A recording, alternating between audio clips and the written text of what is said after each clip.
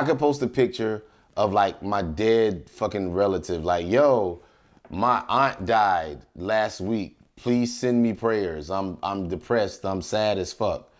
It'll be like 10 replies. R.I.P. R.I.P. So sorry for your loss, Phonte. R.I.P. R.I.P. Prayers up, brother. Stay strong. When little brother get back together? I'd like to welcome all of you to the Bull City, better known as Durham. Right now we in the heart of it. Got the butter team. The butter team. Let's get it. Ninth Wonder, y'all. And y'all truly BDK style, no another. Feel me out.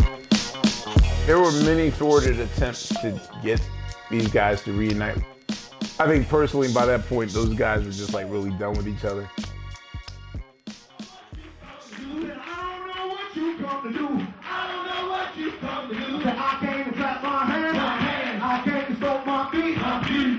First meet and Phonte and Pooh wasn't speaking. Me and Pooh didn't talk for a couple years. Me and Ninth didn't talk. Me and Pooh was speaking. I ain't calling him. Me and Phonte weren't. He got to call me first. Ninth and Pooh didn't talk. Like, Phonte wasn't speaking to Pooh, I wasn't speaking. it was just, I mean, it was fucked up for a long time.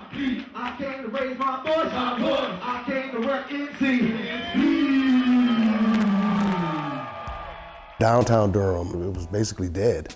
It wasn't a lot going on. Then the D-Pack opened. I think American tobacco was emerging or had developed. I think D-Pack was probably here at Ballpark. But I feel like there were a bunch of entities that were trying to kind of galvanize what Durham's identity was. It was around the time where this whole startup community incubator, pitching for ideas, crowdsourcing. It was, you know, a good time to have an idea and try to birth that idea. And Art of Cool was about to be formed. I'm Cicely Mitchell. And I'm Al Strong. And we are the Art of Cool. The first 2 years of the festival really was who we liked, who we thought was dope, really trying to build our brand around trying to get to the people before they made it to South by Southwest or before they made it to Essence Festival. Of course, it was a shame that, you know, by the time we had gotten to where we could probably approach Phonte or Ninth Wonder that, you know, Little Brother had already broken up. Nothing's more frustrating than when you commit to something as a fan and it doesn't see itself through. Much to their chagrin, I've hammered home time and time again, like, yo, man, y'all gotta stick together. I ended up having to go in the hospital. I had a blood clot. I was in the hospital, Ninth heard I was in the hospital, he ended up calling me. And so we kind of talked and we got cordial, good. Didn't hear from Tay. Our differences wasn't that bad to almost could have died and I ain't heard from you. I was carrying that, like, that hurt me. Like us, the other shit we was going through, that was just petty pride, but that hurt me. I'm their Jacob Marley in A Christmas Story. I'm the guy that appears to them in a dream and warns them, like, this could be your future. Malik Taylor, known as Phife Dawg, represented for people of every nation through a medium called hip hop. Yo, it's crazy. I just saw Phife. I just talked to Phife. And so I text Tay at that moment. I was like, look, man, whether we speak again, become close again, whatever, doesn't matter. So I'll let you know, you'll always be my brother. I love you. You know, just you get older and hopefully you grow a little wiser and you just kind of see the mistakes you made. And he ended up responding back. He was like, yo, I love you too, whatever. Let's get on the phone. And he called me. And then we ended up talking for probably about 4 hours. We would ask on an exit survey every year, who do you want to see next? And it went from Robert Glasper in the early days to Kendrick Lamar. For me, it was always gonna be, okay, let's get it to a place to where we could get it to someone who does this full time and they can take on those expectations and take it to the next level. I approached Suleiman at the suggestion of a mutual friend, Darian Hager. Darian was a great husband, father, friend, uncle, all of that. And unfortunately passed away of colon cancer. And it's just still devastating. I think about the man every day.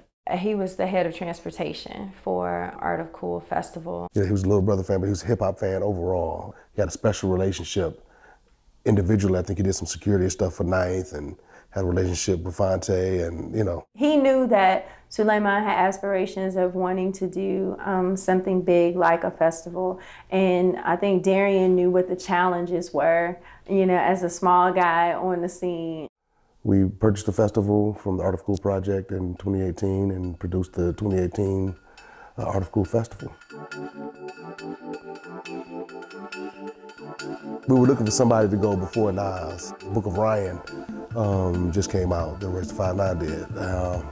And I loved the album, so I booked him. The day of. Suleiman calls me and he's like, yo, Royce missed his flight. Are you available to come out and do a couple songs? Royce can't make it. Immediately, my first call is to DJ Flash. He's our tour DJ, and he's like, you know, my tour DJ as well. Like when I do solo shows. I call Flash, I don't get an answer. I was watching, you know, Rhapsody was doing it was in American Underground doing a talk. Mind you, it's like 4:30 in the afternoon. Stage time is like at 8. I got a phone call. Suleiman just hit me and wants to know if I could do a solo set. Do you mind DJing for me? He was like, well, yeah. He said, man, I think, you know, I could do it. He said, it's cool. I said, well, you know what? I said, no, I'm thinking. I said, now. Okay, before you go. I'm going out on a limb here. I said, oh, man. I said, man, what if we got Pooh involved? He's like, what? And I told him, I said, if you do this, you're gonna open up a can of worms you can't close, brother. Told him that. I'm in Charlotte. He said, look, let's just call Pooh. If you don't answer, then that's it. I get the call from Jay. Sends me the voicemail, which is a very Pooh thing to do. So I call him right back. He's like, this would be perfect for us. Knife is here, I'm up here. We're in Durham, where, you know, the city where we formed, you know what I'm saying, where we all met and shit. This is, you know, we took our first like press photos in front of the Durham Bulls at Later Park. I said, you know, this would just be a great gift for our city. I'm with it, but what time? When do I have to leave? Like now. I'm running the house, I'm just grabbing clothes that I don't have to iron. Luckily, I had a shower that day. So I hit Suleiman right back. I said, listen, I said, man, do not tell anyone. Like, this is just between me and you. Like, I said, but what if I could deliver a Little Brother show? He just casually flexed like 3 hours beforehand that a Little Brother reunion is about to go down. I was happy as hell. It just went viral, you know, from Questlove and people tweeting about it all around the world, putting focus in on what was happening right here in downtown Durham at the Art of Cool Festival. It was just crazy. Like I said, it was whirlwind. During this time, Pooh was on his way from Charlotte, driving up here. Even then, we're trying to go through songs that they know. I don't have any of the Little Brother show files. DJ Flash has them. So I drive to the Target in Briar Creek. Flash meets me with hard drive. We're parked like this in the back parking lot of Target with our computers up on the car like we're doing a drug deal or something. Like it was, it was so crazy. I got Phonte on speakerphone. All right, what we doing? Well, we can do this, we can do that. Take that out, stop this after this verse. Yeah, I think I remember this. Take that out, I'm good with this one, I'm good with this one. He called a song, I pull the file. He calls a song, I pull the file. He calls a song, I pull the file. And I listened to Little Brother songs.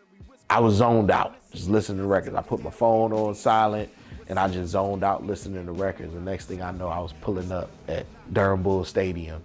It's almost go time. Walking to the stage was a surreal moment unto itself. I felt like I was floating. That was that 2.5 hour span. For people that thought that we knew we were gonna do this all alone, nah, it happened that way. It was down to the wire and it just happened divinely. For me, this is like my dreams coming true. Like I always wanted to see this happen. And she said, Percy, the only thing you need in your life is love. And so tonight I've just been informed that there is some love in the building and we're about to see history. It was like you're stepping back in time, you know, but you're here at the same time. It's like an odd feeling. It's like I know I'm presently in this space like now, but Jesus Christ, this shit feels like, you know, like God, man. Like I'm literally performing these songs that were from another life. Like this is literally another life. Like, this was 15 years ago when we made these records. Like that was kind of the weird thing about it. But, you know, we pulled it off, and yeah, it was like the greatest Chinese fire drill ever executed.